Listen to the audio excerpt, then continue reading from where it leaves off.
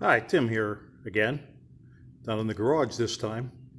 Hey, I was cutting grass with the old Husqvarna trusty 5427 lawnmower, and that fell off. Now that's actually the bracket that holds the front of the mower up. So, over years, these nuts come loose and things fall off and you'll have that.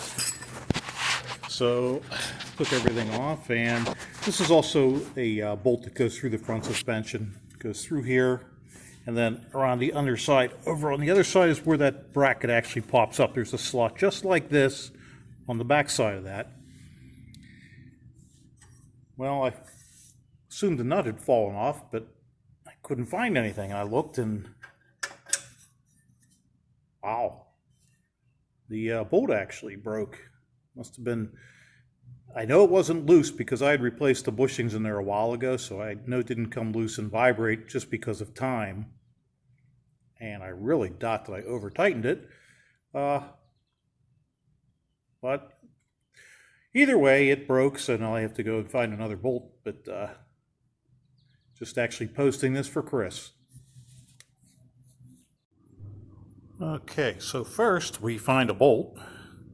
And next is going to be cut it to match, then put a shoulder on it, and then tap it. So we'll see what happens. Okay, there we go. We got the nice bolt there. Now we're going to attempt to put some threads on it, 7/16 by 14. So we'll give that a shot and see what happens. Okay, there's the finished product. If you noticed, the shoulder's a little bit longer here, and the reason for that is because this is a gnarled bolt. Kind of acts like a lock bolt or a lock washer, and it doesn't let it turn. Since I didn't have a gnarled bolt to use, I'll put a lock washer on it, and that should make up the difference in that distance. So now I'm going to take this over here, and we'll go and see how it fits. I may have to, a little bit tough to get this in here. And I have the goof with me. Get down, you weirdo. Oh. So let's see. Yeah, I'm holding my phone with one hand, and I need to use the other hand to jiggle this. So what I'm going to do is the technique's going to be for me to turn the phone off. And I think you can see in there that that's definitely not high enough. Okay, well, now it's in. You have to take my word for it because you can't really see back in there. But you can see the bolt is all the way pushed in. So let me see, maybe if I get underneath here, maybe we get a better look. Oh, there it is. So I have a nut and a washer and a self-locking nut that'll go on this side, and theoretically, that should be it. So let me get that. Alrighty, so there's the bolt. So the next thing that has to happen is the muffler has to go on. And it's a pretty easy task to put on the muffler. It actually, if I can get everything in one shot. It goes on from underneath, like so. You gotta get both of the exhaust pipes into the muffler. And then there's the flange right there that it bolts to. Now that flange is the same as the flange that holds the heat shield down, so you don't want to put the bolts in quite yet. So here's a flange from underneath, and there's a flange that goes into the top. There's two flanges. This one goes into the top. That's the heat shield for the engine side.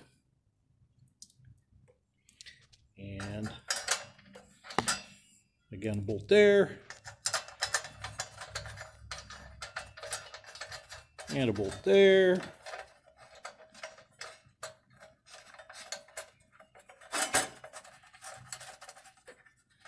All right, and then I'll tighten those down with a wrench. So also, there's this. Now, in order to put this pan, this is the lower exhaust heat shield.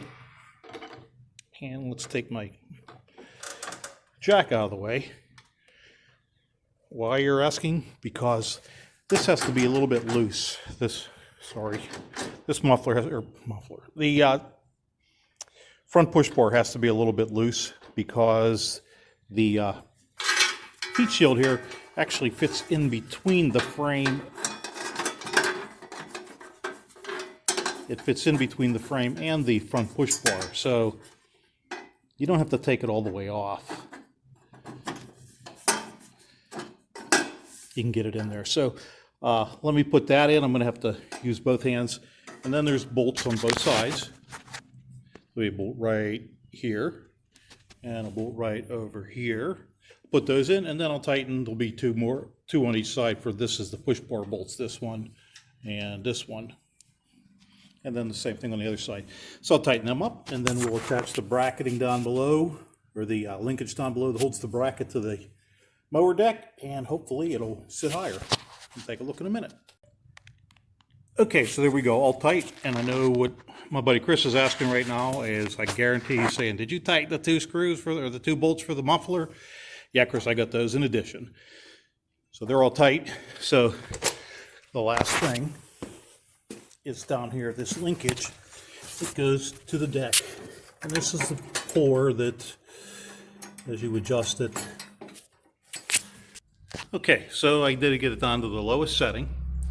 And in order for that to go into place, I needed to loosen the adjustment, which is right here.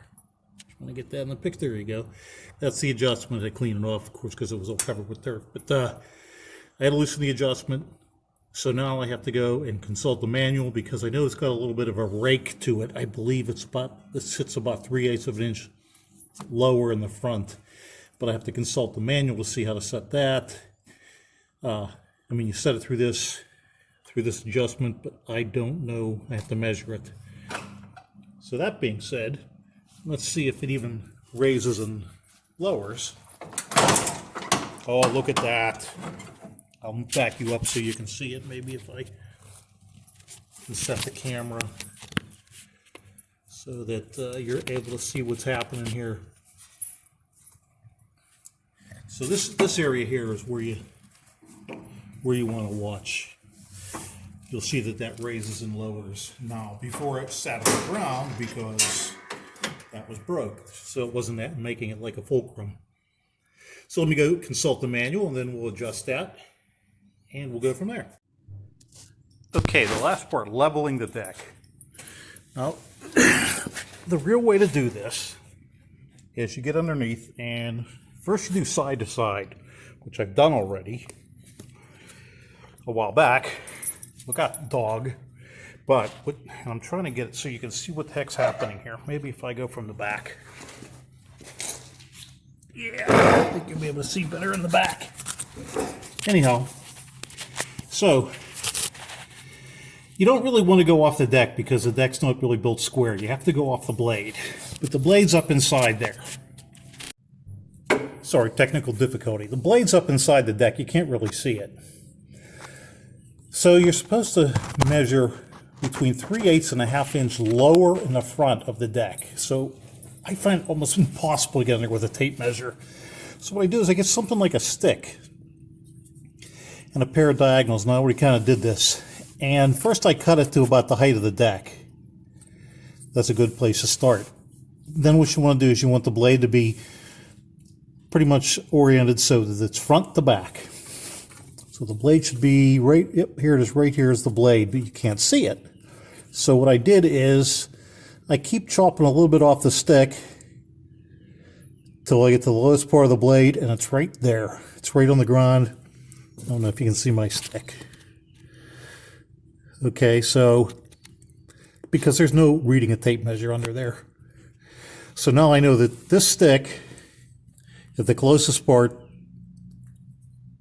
you know how blade bends down, at the closest part to where it is to the ground is the length of the stick. So now I want to make it anywhere between 3/8 and a ½ inch smaller to do the front of the blade. So all I have to do then, get my handy dandy tape measure. A blur. I cut that off. So now when I come to the front, that's the height that the blade should be. Whatever works for you. I mean, if you can get under there with the tape measure, more power to you. So I'm definitely down lower. I can't even fit my stick underneath. I can feel it.